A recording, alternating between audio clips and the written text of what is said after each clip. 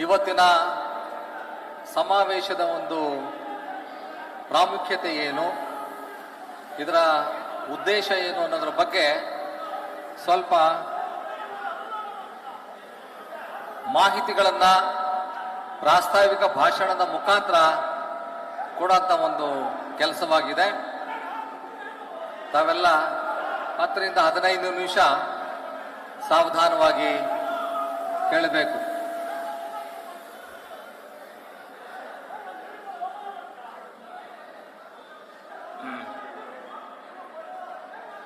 ಇಂಥ ಸಣ್ಣ ಪುಟ್ಟ ಘಟನೆಗಳು ಎಲ್ಲ ಕಡೆ ನಡೀತಿರ್ತದೆ. ನಾವು ಓಕೆ, ನಾವು ಇಷ್ಟೊಂದು ದೊಡ್ಡ ಪ್ರಮಾಣದಲ್ಲಿ ಇವತ್ತು ನಾವಿಲ್ಲಿ ಸೇರಿದ್ದೇವೆ ಅಂದರೆ ಅದಕ್ಕೆ ಬಹುಮುಖ್ಯ ಕಾರಣ ಈ ಒಳ ಮೀಸಲಾತಿಗೆ ಸಂಬಂಧಿಸಿದಂತೆ ಸರ್ಕಾರ ರಚನೆ ಮಾಡಿದಂತ ಜಸ್ಟಿಸ್ ನಾಗಮೋಹನ್ ದಾಸ್ ಕಮಿಷನ್ ಅವರ ಆಯೋಗದ ವರದಿಯೇ ಕಾರಣ ಅಂತ ಹೇಳಲಿಕ್ಕೆ ನಾನು ಇಚ್ಛೆ ಪಡ್ತೇನೆ. ಬಹುಶಃ ನಮ್ಮ ಬಲಗೈ ಸಮುದಾಯಕ್ಕೆ ಹಲವಾರು ರೀತಿಯ ಅನ್ಯಾಯಗಳನ್ನು ಎಸಗಿರತಕ್ಕಂಥ ಒಂದು ಈ ಆಯೋಗ ಈ ಕೆಲಸವನ್ನು ಮಾಡದೇ ಇದ್ರೆ ನಾವು ಇಷ್ಟೊಂದು ಸೆಟೆದು ನಿಂತು ನಮ್ಮ ಹಕ್ಕುಗಳನ್ನು, ನಮಗೆ ಆಗಿರೋ ಅನ್ಯಾಯಗಳನ್ನು ನಾವು ಪ್ರತಿಪಾದಿಸಲಿಕ್ಕೆ ನಾವು ಕೈ ಹಾಕ್ತಿರ್ಲಿಲ್ಲ ಅಂತ ನನ್ನ ಅನಿಸಿಕೆ. ಒಂದು ಅಂಶವನ್ನು ತಾವು ಗಮನಿಸಬೇಕು. ಒಂದು ಪಕ್ಷ ಈ ಆಯೋಗದವರು ಸಂಪೂರ್ಣವಾಗಿ, ರಿಪೀಟ್ ಮಾಡ್ತೇನೆ, ಸಂಪೂರ್ಣವಾಗಿ ದತ್ತಾಂಶವನ್ನು ಕ್ರೋಢೀಕರಿಸಿದ್ರೆ ಮಾನ್ಯ ಸರ್ವೋಚ್ಚ ನ್ಯಾಯಾಲಯ ಏನು ಆದೇಶ ಮಾಡಿತ್ತು ಅದರ ಪ್ರಕಾರ ಸಂಪೂರ್ಣ ದತ್ತಾಂಶವನ್ನು ಕ್ರೋಢೀಕರಿಸಿದ್ರೆ, ವೈಜ್ಞಾನಿಕವಾಗಿ ಸಮೀಕ್ಷೆಯನ್ನು ನಡೆಸಿದ್ರೆ ನಾವು ಈ ಒಂದು ಸಮಾವೇಶ ಮಾಡುವಂತ ಅವಶ್ಯಕತೆ ನಮ್ಗೆ ಬರ್ತಾನೆ ಇರಲಿಲ್ಲ. ಸರ್ವೋಚ್ಚ ನ್ಯಾಯಾಲಯವು ಸಹ ಈ ಒಂದು ಪರಿಶಿಷ್ಟ ಜಾತಿಗಳಲ್ಲಿ ಬರುವ ಹಲವಾರು ಜಾತಿಗಳಿಗೆ ಒಳ ಮೀಸಲಾತಿ, ಸಬ್ ಕ್ಲಾಸಿಫಿಕೇಶನ್ ಅಥವಾ ಇಂಟರ್ನಲ್ ರಿಸರ್ವೇಶನ್ ಅನ್ನು ಕೊಡಬೇಕು ಅನ್ನೋ ಒಂದು ಕೊಡಬಹುದು, ಈ ಅಧಿಕಾರ ರಾಜ್ಯ ಸರ್ಕಾರಗಳಿಗೆ ಇದೆ ಅಂತ ಹೇಳದೇ ಇದ್ದಿದ್ರೆ ಈ ಒಂದು ನಮ್ಮ ಈ ಸಮಾವೇಶ ನಾವು ಹಮ್ಮಿಕೊಳ್ತಿರ್ಲಿಲ್ಲ. ಬಹಳ ಸ್ಪಷ್ಟವಾಗಿ ಸರ್ವೋಚ್ಚ ನ್ಯಾಯಾಲಯದವರು ಹೇಳಿದ್ದಾರೆ, ಸಮೀಕ್ಷೆ ಸಮಯದಲ್ಲಿ ಎಲ್ಲಾ ಜಾತಿಗಳಿಗೆ ಸೂಕ್ತ ಪ್ರಾತಿನಿಧ್ಯ ಸಿಗದ ಬಗ್ಗೆ ಖಚಿತವಾದ ಅಂಕಿಅಂಶಗಳನ್ನು ಒಳಗೊಂಡ ವರದಿಯ ಆಧಾರದ ಮೇಲೆ ರಾಜ್ಯ ಸರ್ಕಾರಗಳು ನ್ಯಾಯಯುತವಾಗಿ ವರ್ಗೀಕರಣ ಮಾಡಬೇಕು. ವರ್ಗೀಕರಣ ನ್ಯಾಯಯುತವಾಗಬೇಕು, ಅಗತ್ಯವಾದ ಪೂರ್ಣ ಅಂಕಿಅಂಶಗಳನ್ನು ಒಳಗೊಂಡಿರಬೇಕು. ರಾಜ್ಯ ಸರ್ಕಾರಗಳು ತಮ್ಮ ಅನುಕೂಲ ಸಿಂಧು ರಾಜಕೀಯಕ್ಕಾಗಿ ಮನಸ್ಸಿಗೆ ಬಂದಂತೆ ಮಾಡಬಾರದು ಹಾಗೂ ರಾಜ್ಯದ ತೀರ್ಮಾನವು ನ್ಯಾಯಾಂಗದ ಪುನರ್ ಪರಿಶೀಲನೆಗೆ ಒಳಪಟ್ಟಿರುತ್ತದೆ. ಪರಿಶಿಷ್ಟ ಜಾತಿಗಳಲ್ಲಿ ಭಿನ್ನತೆಗಳು ಮತ್ತು ವೈವಿಧ್ಯತೆಗಳು ಇರುತ್ತವೆ. ಆದ್ದರಿಂದ ಆಂತರಿಕ ವರ್ಗೀಕರಣ ಗುಂಪಿನಲ್ಲಿ ಬರುವ ಯಾವೊಂದು ವಿಭಾಗಗಳನ್ನು ಹೊರಗಿಡುವುದಕ್ಕೆ ಅವಕಾಶ ಕಲ್ಪಿಸಬಾರದು ಎಂದು ಸ್ಪಷ್ಟಪಡಿಸಿದ್ದಾರೆ. ಬಹಳ ಕ್ಲಿಯರ್ ಕಟ್ ಟರ್ಮ್ಸ್ ಅಲ್ಲಿ ಸರ್ವೋಚ್ಚ ನ್ಯಾಯಾಲಯದವರು ಹೇಳಿದ್ದಾರೆ. ಇದರ ಅನುಗುಣವಾಗಿ ಈ ಆದೇಶದ ಪ್ರಕಾರ ನಮ್ಮ ರಾಜ್ಯ ಸರ್ಕಾರವೂ ಸಹ ಒಂದು ಆಯೋಗವನ್ನು ರಚನೆ ಮಾಡಿತ್ತು. ಈ ಆಯೋಗಕ್ಕೆ ಸನ್ಮಾನ್ಯ ನ್ಯಾಯಮೂರ್ತಿ ನಾಗಮೋಹನ್ ದಾಸ್ ಅವರನ್ನ ಅಧ್ಯಕ್ಷರನ್ನಾಗಿ ಮಾಡಿ ಅವರಿಗೆ ಕೆಲವು ಷರತ್ತುಗಳನ್ನು ವಿಧಿಸಿದ್ರು. ಸಮೀಕ್ಷೆಯನ್ನು ಯಾವ ನಿಟ್ಟಿನಲ್ಲಿ ಮಾಡಬೇಕು, ಹೇಗೆ ಮಾಡಬೇಕು ಅನ್ನೋದ್ರ ಬಗ್ಗೆ ಬಹಳ ಸ್ಪಷ್ಟವಾದಂತ ನಿಬಂಧನೆಗಳನ್ನು ಹಾಕಿದ್ರು. ಟರ್ಮ್ಸ್ ಅಂಡ್ ಕಂಡೀಷನ್ಸ್ ಅಂತ ಇಂಗ್ಲಿಷ್ ಅಲ್ಲಿ ನಾವು ಹೇಳ್ತೇವೆ. ನಾವು ಕರ್ನಾಟಕ ರಾಜ್ಯದಲ್ಲಿ ಲಭ್ಯವಿರುವ ದತ್ತಾಂಶ ಮತ್ತು 2011ರ ಜನಗಣತಿಯನ್ನು ಪರಿಗಣಿಸಿ ವೈಜ್ಞಾನಿಕವಾಗಿ ತರ್ಕಬದ್ಧ ಒಳ ಮೀಸಲಾತಿ ಮತ್ತು ಪರಿಶಿಷ್ಟ ಜಾತಿಗಳಲ್ಲಿ ಸಮಾನ ಜಾತಿಯ ಉಪಜಾತಿಗಳ ಗುಂಪುಗಳನ್ನು ಒಟ್ಟುಗೂಡಿಸಬೇಕು. ಸಮಾನ ಜಾತಿಗಳು, ಹೋಮೋಜಿನಸ್ ಕಮ್ಯುನಿಟಿ, ಇವುಗಳನ್ನು ಒಟ್ಟುಗೂಡಿಸಿ ವರ್ಗೀಕರಣ ಮಾಡಬೇಕು ಅಂತ ಒಂದು ನಿಬಂಧನೆ. ಸಾರ್ವಜನಿಕ ಸೇವೆಗಳಲ್ಲಿ ಶಿಕ್ಷಣ ಸಂಸ್ಥೆಗಳ ಪ್ರವೇಶಾತಿಗಳಲ್ಲಿ ಪ್ರಾತಿನಿಧ್ಯದ ಅಸಮರ್ಪಕತೆ ದೃಷ್ಟಿಯಲ್ಲಿಟ್ಟುಕೊಂಡು ಕರ್ನಾಟಕ ರಾಜ್ಯದಲ್ಲಿನ ಪರಿಶಿಷ್ಟ ಜಾತಿಗಳ ವಿವಿಧ ಉಪಗುಂಪುಗಳಲ್ಲಿ ಹಿಂದುಳಿಕೆ ಅಂದ್ರೆ ಇಂಟರ್ ಬ್ಯಾಕ್ವರ್ಡ್ನೆಸ್ ಹಿಂದುಳಿಕೆಯನ್ನು ಗಮನದಲ್ಲಿಟ್ಟುಕೊಂಡು ಈ ಕೆಲಸವನ್ನ ಮಾಡಬೇಕು ಅಂತ ಹೇಳಿದ್ರು. ಪರಿಶಿಷ್ಟ ಜಾತಿಗಳ ವಿವಿಧ ಉಪಗುಂಪುಗಳ ಹಿಂದುಳಿಕೆ ಎಕ್ಸೆಟ್ರಾ ಪ್ರಾತಿ ಆಧಾರದ ಮೇಲೆ ಸೂಕ್ತ ಒಳ ಮೀಸಲಾತಿ ಮಾಡುವ ಬಗ್ಗೆ ಮಾನ್ಯ ಸರ್ವೋಚ್ಚ ನ್ಯಾಯಾಲಯದ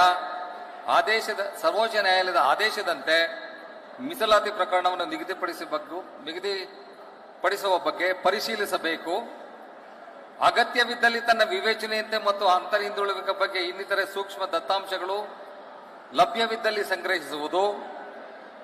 ಆದಿ ಕರ್ನಾಟಕ, ಆದಿ ದ್ರಾವಿಡ, ಆದಿ ಆಂಧ್ರ ಎಂಬ ಜಾತಿಗಳು ಕರ್ನಾಟಕ ಪರಿಶಿಷ್ಟ ಜಾತಿ ಪಟ್ಟಿಯಲ್ಲಿದ್ದು 2011ನೇ ಜನಗಣತಿಯಲ್ಲಿ ಈ ಜಾತಿಗಳ ಜನಸಂಖ್ಯೆ ವಿವರ ಇರುತ್ತದೆ.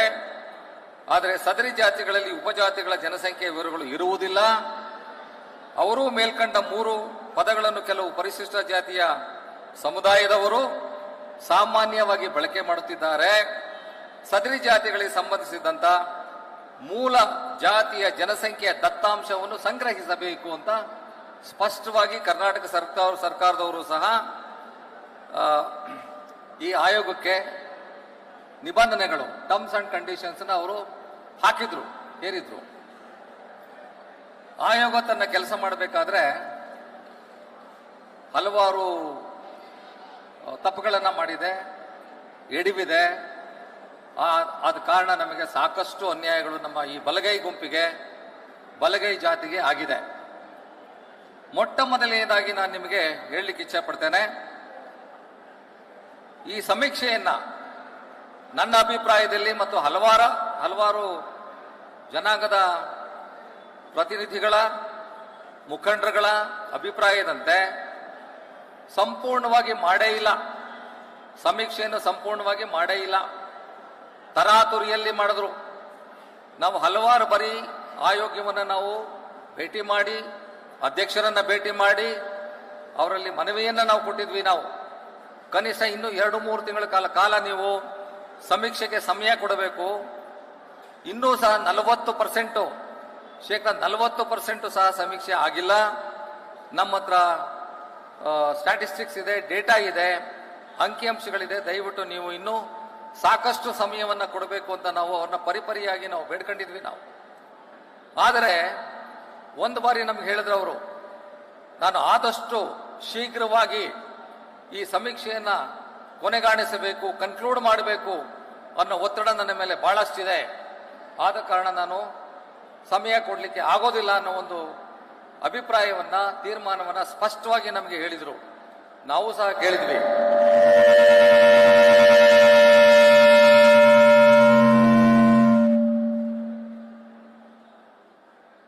ಬೆಂಗಳೂರು ಮಹಾನಗರ ಪಾಲಿಕೆ ವ್ಯಾಪ್ತಿಯಲ್ಲಿ ಸುಮಾರು 1,40,00,000 ಜನಸಂಖ್ಯೆ ಇದೆ. ನಮ್ಮದು 8ರಿಂದ ಬಲಗೈ ಜಾತಿಯ ಜನಸಂಖ್ಯೆ ಕನಿಷ್ಠ 8ರಿಂದ 10% ಇದ್ರೂ ಸಹ ನಾವು ಸುಮಾರು 14 ಲಕ್ಷ ಜನ ಆಗ್ತೀವಿ. ಬೇಡ, ಕನ್ಸರ್ವೇಟಿವ್ಗೆ ಹೇಳೋದಾದ್ರೆ 10 ಲಕ್ಷಕ್ಕೆ ನಾವು ಪೆಗ್ ಮಾಡೋಣ, ಅದಕ್ಕೆ ಸೀಮಿತ ಮಾಡೋಣ. 10 ಲಕ್ಷದಲ್ಲಿ ಸಮೀಕ್ಷೆ ಎಷ್ಟಾಗಿದೆ? 30% ಸಹ ಆಗಿಲ್ಲ. ಬೆಂಗಳೂರಿನ ಅಂಕಿಅಂಶಗಳನ್ನ ಆಯೋಗ ನಮಗೆ ಒದಗಿಸಿರೋ ಪ್ರಕಾರ 3,20,000ಕ್ಕಿಂತ ಮೀರೋದಿಲ್ಲ. 10 ಲಕ್ಷ ಜನಸಂಖ್ಯೆಯಲ್ಲಿ 3,20,000 ಎಲ್ಲಿ?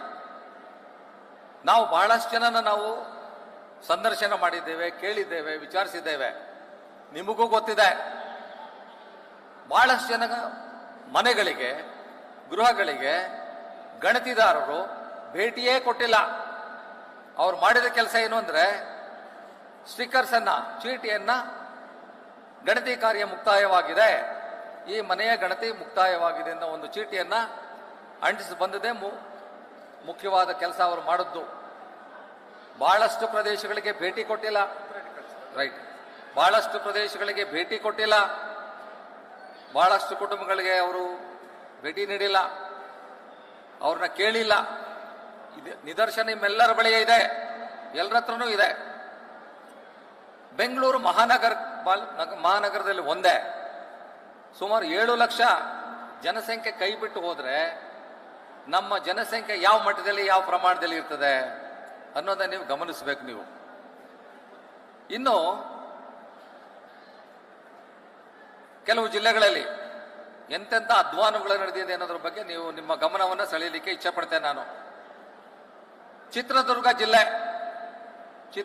ಜಿಲ್ಲೆ ಅಲ್ಲಿ ಇವರು ಸಮೀಕ್ಷೆ ನಡೆಸಿರೋ ಪ್ರಕಾರ 22,000 ಜನ ಇದ್ದಾರೆ ನಮ್ಮ ಜನಾಂಗದವರು, ಬಲಗೈದವರು. ಎಷ್ಟು? 22,000. ಚಿತ್ರದುರ್ಗ ಜಿಲ್ಲೆಯ ಎಲ್ಲಾ ಮುಖಂಡರುಗಳಿಗೆ ನಾವು ವಿಚಾರಿಸಿದ್ದೇವೆ, ಕೇಳಿದ್ದೇವೆ. ನಮ್ಮ ಜನಸಂಖ್ಯೆ 1,40,40,000 ಇದೆ ಅಂತ ಹೇಳ್ತಾರೆ. 1,40,40,000 ಎಲ್ಲಿ? 22,000 ಎಲ್ಲಿ? ನಮ್ಮ ಕೋಲಾರ ಬಂಧುಗಳು ಬಹಳ ಜನ ಇದ್ದಾರೆ. ನಮ್ಮ ವೆಂಕಟ ಮುನಿಯಪ್ಪ ಅವರು ಇದ್ದಾರೆ, ರಮೇಶ್ ಇದ್ದಾರೆ, ಬಹಳಷ್ಟು ಜನ ಇಲ್ಲಿದ್ದಾರೆ. ನಮ್ಮ ಮಾಜಿ ಸಂಸದರಿದ್ದಾರೆ, ಪಕ್ಕದಲ್ಲಿ ನಮ್ಮ ಫಟಾಫಟ್ ಶ್ರೀನಿವಾಸ್ ಇದ್ದಾರೆ.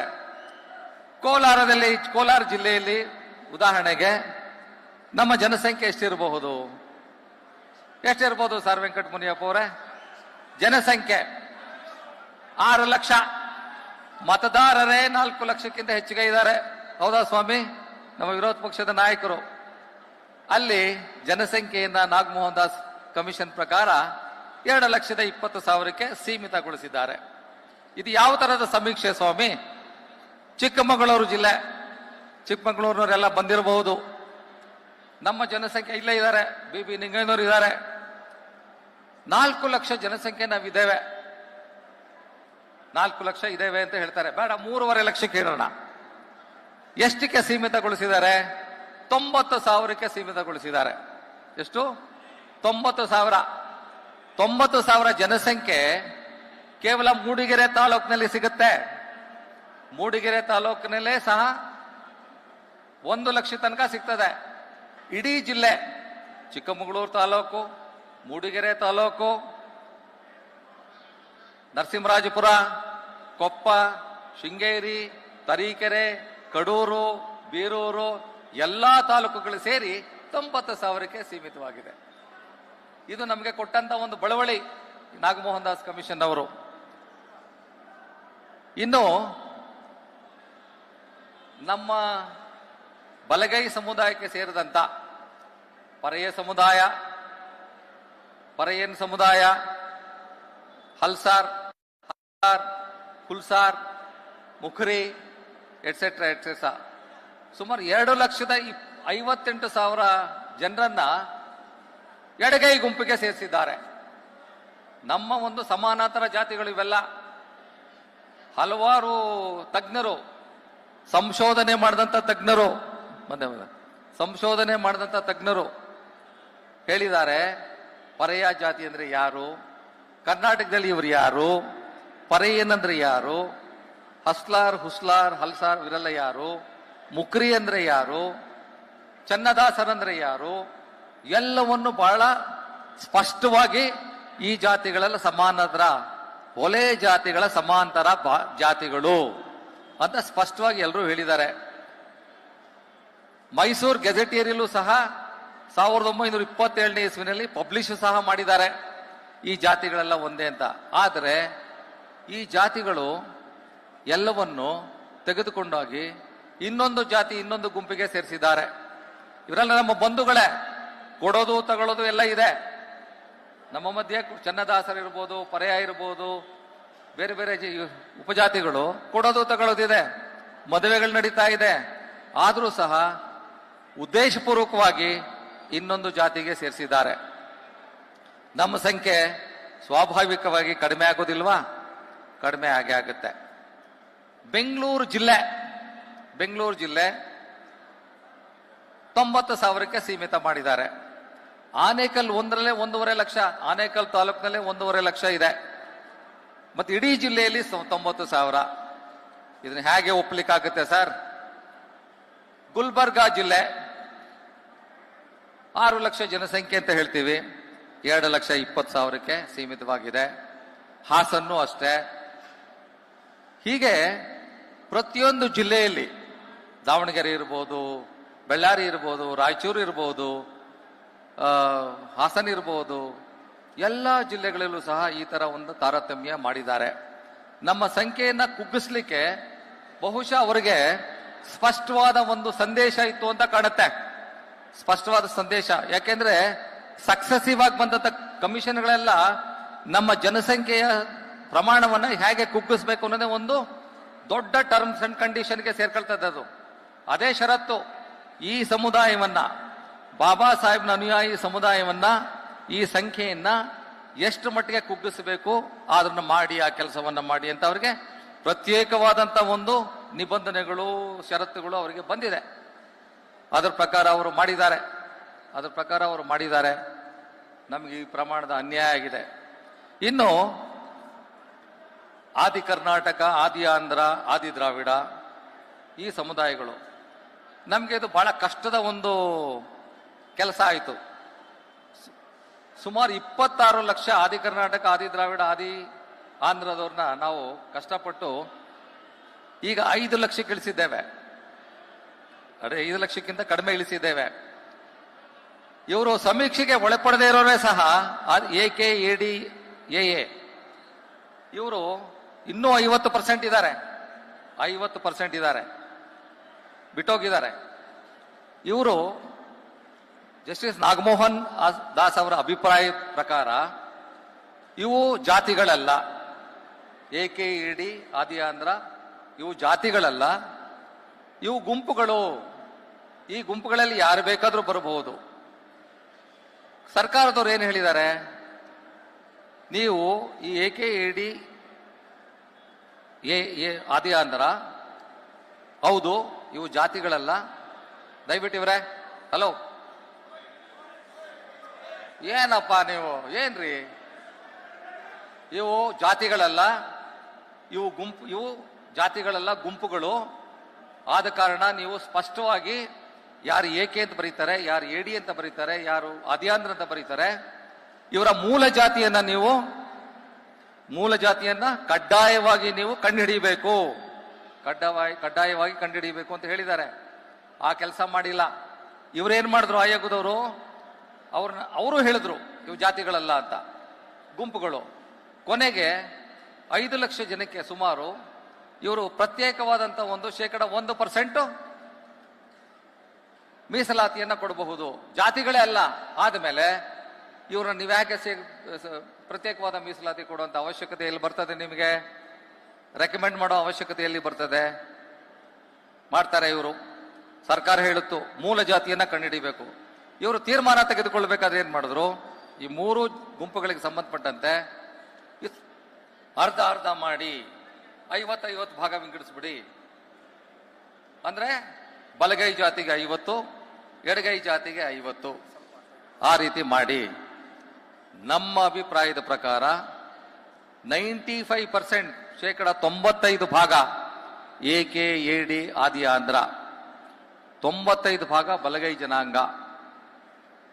ಬಹಳ ಸ್ಪಷ್ಟವಾಗಿ ಅಂಕಿಅಂಶಗಳನ್ನ ಪಡೆದಿದ್ರೆ ಸುಮಾರು 10 ಲಕ್ಷ AKAD ಆದಿ ಆಂಧ್ರ ಜನಾಂಗದವರು ಈ ಬಲಗೈ ಗುಂಪಿಗೆ ನಮಗೆ ಬರ್ತಿದ್ರು. ನಮಗೆ ಬೆಂಗಳೂರಿನಲ್ಲೇ ಪರೆಯ ಸಮುದಾಯ, ಬೆಂಗಳೂರು, KGF, ಕೋಲಾರ, ಮೈಸೂರು, ಹುಬ್ಳಿ, ಬೆಳ್ಳಾರಿ, ಚಿತ್ರದುರ್ಗ, ಶಿವಮೊಗ್ಗ ಎಲ್ಲವನ್ನೂ ಸೇರಿ ಅವರ ಪ್ರಕಾರ, ಪರೆಯ ಮಹಾಪರಿಷತ್ನ ಪ್ರಕಾರ ನಾವು ಕನಿಷ್ಠ 10 ಲಕ್ಷ ಇದ್ದೇವೆ. ತಮಿಳು ಮಾತಾಡ್ತೇವೆ, ಆದ್ರೆ 10 ಲಕ್ಷ ಇದ್ದೇವೆ. ನಾವು ಭಾಷೆ ಬೇರೆ, ನಾವು ಒಂದೇ ಜಾತಿ ಅಂತ ಅವರು ಹೇಳ್ಕೊಂಡಿದ್ದಾರೆ. ಇವತ್ತು ನಮ್ಮ ಬೆಂಗಳೂರಿನ ಮಾಜಿ ಮಹಾಪೌರರು ಇಲ್ಲಿ ಬಂದಿದ್ದಾರೆ, ಎಲ್ಲರೂ ಅವರ ಅನುಯಾಯಿಗಳೆಲ್ಲರೂ ಬಂದಿದ್ದಾರೆ. ಅದೇ ರೀತಿ ನಮ್ಮ ಮಾಲ ಮಹಾಸಭಾ ಆಂಧ್ರ, ಮಾಲ ಅಂದ್ರೆ ಕರ್ನಾಟಕದಲ್ಲಿ ಹೊಲೆಯ ಅಥವಾ ಚಲವಾದಿ, ಅದು ಎಲ್ಲ ಕಡೆ ಗೊತ್ತಿದೆ. ಅವರು ಸಹ ಹೇಳ್ತಾರೆ ನಾವು ಕನಿಷ್ಠ 5 ಲಕ್ಷ ಇದ್ದೇವೆ, ನಾವು ಸರ್ವೆ ಮಾಡಿದ್ದೇವೆ. ಅವ್ರದ್ದು ಸರ್ವೆನಲ್ಲಿ 25ರಿಂದ 30% ಸಹ ಆಗಿಲ್ಲ. ಈ ಒಂದು ಕೆಲಸ ಆಯೋಗದವರು ಮಾಡಿದ್ದಾರೆ.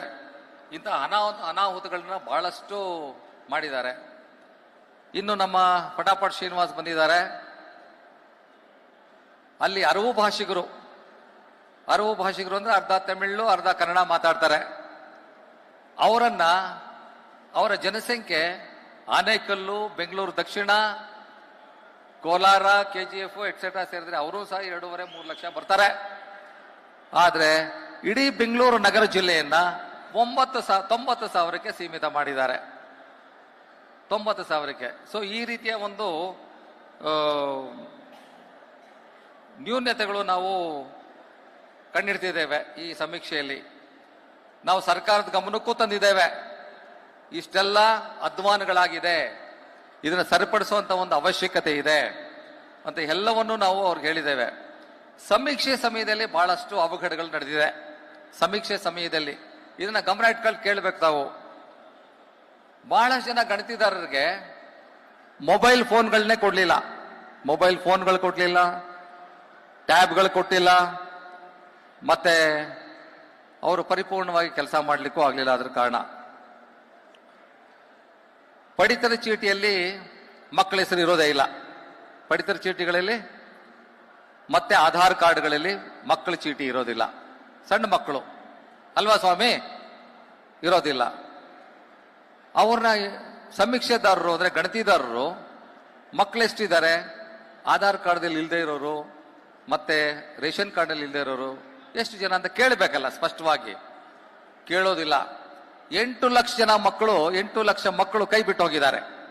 ನಮ್ಮ ಒಂದು ಅಧ್ಯಯನದ ಪ್ರಕಾರ ಗಣತಿದಾರರಿಗೆ ಯಾವ ಮಟ್ಟದ ಪ್ರಮಾಣದ ಕ್ವಾಲಿಟಿ ಟ್ರೈನಿಂಗ್ ಕೊಡಬೇಕಾಗಿತ್ತು ಆ ಟ್ರೈನಿಂಗ್ ಕೊಡ್ಲಿಲ್ಲ. ತರಾತುರಿಯಲ್ಲಿ ಎಲ್ಲ ಟ್ರೈನಿಂಗ್ ಎಲ್ಲ ಕೆಲಸಗಳು ನಡೆದ್ವಿ. 2 ತಿಂಗಳ ಅವಧಿಯಲ್ಲಿ ಎಲ್ಲ ಮುಗಿದೋಗ್ಬೇಕು. ನೀವು ಒಂದು ಗಮನದಲ್ಲಿಡಬೇಕು, ಇದು ಪರಿಶಿಷ್ಟ ಜಾತಿಯ ಜನಗಣತಿ, ಜಾತಿ ಜನಗಣತಿ. ಹೊಲೆಯ, ಮಾದಿಗ, ಬೇರೆ ಬೇರೆ ಜಾತಿಗಳು, ಪರೆಯ, ಮಾಲ, ಈ ಜಾತಿಗಳ ಗಣತಿ. ಪ್ರತ್ಯೇಕವಾಗಿ ಈ ಜಾತಿಗಳ ಗಣತಿನೇ ಮಾಡಬೇಕಾದ್ರೆ ಎಷ್ಟು ಜನ ಸ್ವತಂತ್ರವಾಗಿ ಅವರಾಗವರೇ ಬಂದು ಅವರ ಜಾತಿಯನ್ನ ಹೇಳಿಕೊಳ್ಳಲಿಕ್ಕೆ ಸಿದ್ಧರಾಗಿದ್ದಾರೆ ಅನ್ನೋ ಒಂದು ಅಂಶವನ್ನು ತಾವು ಗಮನದಲ್ಲಿ ಇಟ್ಕೊಳ್ಬೇಕು. ಹೇಳಿಕೊಳ್ಳದೆ ಬೆಂಗಳೂರು, ಮೈಸೂರು, ಧಾರವಾಡ, ಬೆಳಗಾಂ, ಬೆಂಗಳೂರು ಬಹಳಷ್ಟು ಕಡೆ ಹೇಳ್ಕಂಡೇ ಇಲ್ಲ. ಅವರು ಹೇಳ್ಕಂಡೇ ಇಲ್ಲ. ಜಾತಿ ಗೊತ್ತಾಗ್ಬಿಡುತ್ತೆ, ಮನೆ ಕೊಡಲ್ಲ, ಮನೆ ಬಿಡಿಸ್ಬಿಡ್ತಾರೆ, ಬಾಡಿಗೆಗೆ ಮನೆ ಸಿಗಲ್ಲ, ಎಲ್ಲ ಸಮಸ್ಯೆಗಳು. ಎಸ್ ಸೊ ಈ ರೀತಿ ಹಲವಾರು ನ್ಯೂನ್ಯತೆಗಳನ್ನ ನಾವು ಆದಿ ದ್ರಾವಿಡ, ಆದಿ ಆಂಧ್ರ, ನಾನು ಆಗಲೇ ಹೇಳಿದೆ ಏನೆಲ್ಲ ಒಂದು ಅವಘಡ ಆಗಿದೆ ಅನ್ನೋದ್ರ ಬಗ್ಗೆ ಹೇಳಿದೆ ನಾನು. ಆಡಿ ನಂಬರು, ಬಹಳಷ್ಟು ಗಣತಿದಾರರು ಮಾಹಿತಿ ಸಿಕ್ಕಿದ್ರೂ ಸಹ ಆ ಒಂದು ಪರಿಸ್ಥಿತಿಯ ಲಾಭವನ್ನು ಪಡೆದು ಬೇರೆ ಜಾತಿಗೆ ಅನುಕೂಲ ಆಗೋ ರೀತಿ ಎಂಟ್ರಿಗಳನ್ನು ಮಾಡಿದ್ದಾರೆ. ಬೇರೆ ಜಾತಿಗೆ ಅನುಕೂಲ ಆಗೋ ರೀತಿ ಇದು ನರಸಿಂಹರಾಜಪುರದಲ್ಲಿ ನಡೆದಿದೆ, ಚಿತ್ರದುರ್ಗದಲ್ಲಿ ನಡೆದಿದೆ, ಬಳ್ಳಾರಿಯಲ್ಲಿ ನಡೆದಿದೆ, ಬಹಳಷ್ಟು ಜಿಲ್ಲೆಗಳಲ್ಲಿ ನಡೆದಿದೆ. ಇದು ಒಂದು ಅವಘಡಗಳು ನಡೆದಿರೋ ಒಂದು ಉದಾಹರಣೆಗಳು ನಮ್ಮ ಗಮನಕ್ಕೆ ಬಂದಿವೆ.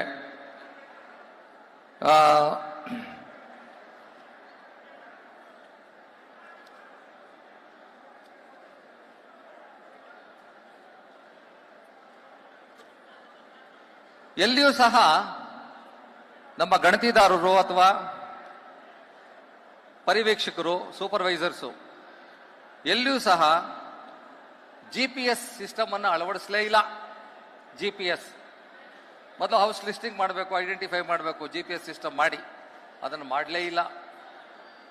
ಹೋಗ್ಲಿ, ಬೆಸ್ಕಾಂ, ಹೆಸ್ಕಾಂ, ಚೆಸ್ಕಾಂ, ಮೆಸ್ಕಾಂ ಆ ಮೀಟರ್ಗಳ ಪ್ರಕಾರ ಆದರೂ ಗಣತಿ ಮಾಡ್ಬೋದಾಗಿತ್ತು.